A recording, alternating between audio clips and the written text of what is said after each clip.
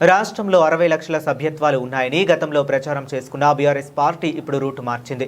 ఇంతకు ముందులో ఆ సంఖ్య కోసమే కాకుండా పార్టీ అభివృద్ధి కోసం కృషి చేసే వారికే సభ్యత్వాలు ఇవ్వాలని నిర్ణయించింది.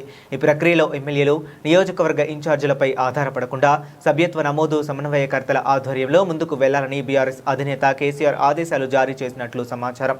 క్షేత్రస్థాయిలో పరిస్థితులను నిష్పక్షపాతంగా అంచనా వేయడానికి గ్రూప్ రాజకీయాలకు తావు లేకుండా పార్టీని పటిష్టపరిచేందుకు అవసరమైన ప్రక్షాళన ప్రక్రియను సభ్యత్వాల నమోదు నుంచే ప్రారంభించాలని కేసీఆర్ భావిస్తున్నట్లు తెలిసింది.